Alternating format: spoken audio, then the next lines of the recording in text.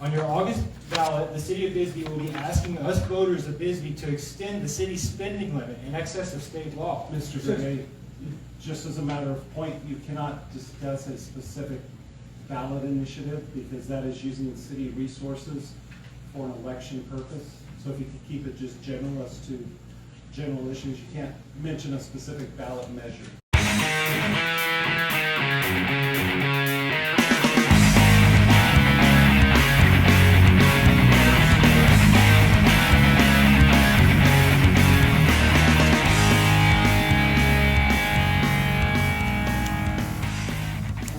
Don't have any proclamations tonight, no announcements, so we'll move right on in. We have one person signed up to call the public, and that would be Noel. Go ahead, give you 3 minutes.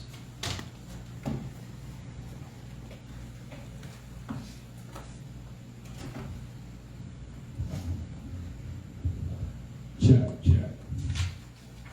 Hello, my name is Nolan and I live in the trails. I run a cop watch here in Bisbee. Cop watch is basically a person who videotapes the cops in an effort to uncover police misconduct. Many of you may have seen my video about the skunk incident in Vista Park. What a lot of people don't know about me is that I also do and have worked in a variety of different positions in a handful of educational institutions throughout my life. A theme of my career has been working with students with disabilities. And, I've worked as a substitute teacher, and I've pretty much seen every grade, every subject at some point in my life.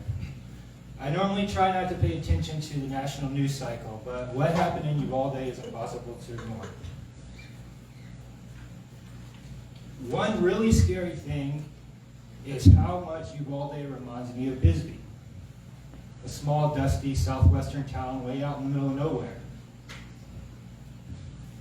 One of the most disturbing details to me about the situation in Uvalde was the 77 minutes it took law enforcement to act. I can tell you that the thing about the cop watches, especially in a small town, is that we know a lot about the cops that we watch. We study them and we know them and we know who they are, and it's really scary how much the Bisbee police remind me of the Uvalde police. I think it's just kind of this good old boy mentality. Things often get kicked under the rug, and their story is always changing. In Uvalde, they just swore in a man named Arredondo, who was the cop in charge of the so-called response to the massacre. He was sworn into the city council in the middle of the night. Sadly, the local governments are employing people who are really doing really bad things. Like what happened to Floyd, and now what happened to the poor kids in Uvalde. These people just should have never been employed. This is our chance to stand up for those who have been and who will in the future be left dead by those who are supposedly here to serve and protect. And in Uvalde, they need to do an immediate recall on Arredondo. Here in Bisbee, there is something that we can do to stop the police. On your August ballot, the city of Bisbee will be asking us voters of Bisbee to extend the city's spending limit in excess of state law. Mr. Zay, just as a matter of point, you cannot discuss a specific ballot initiative because that is using city resources for an election purpose. So if you could keep it just general as to general issues, you can't mention a specific ballot measure. Okay, everybody, vote no in August. See what they're doing right here. It's not right. It's state law. State law, Peace. Mr. Okay. Okay, thank you. You're not welcome. Neither are you. Okay, moving on. Will this go to general business? We'll handle accounts payable. Is there a motion?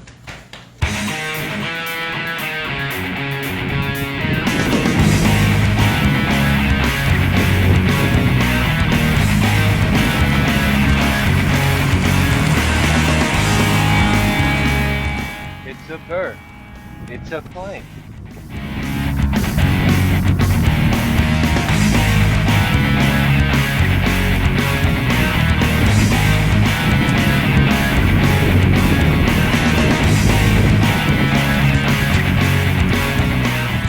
No, it's the city attorney mobile, driven by Joe Estes. Are you in need of screwball attorney advice? Call Joe Estes. He's got the worst advice you'll never need.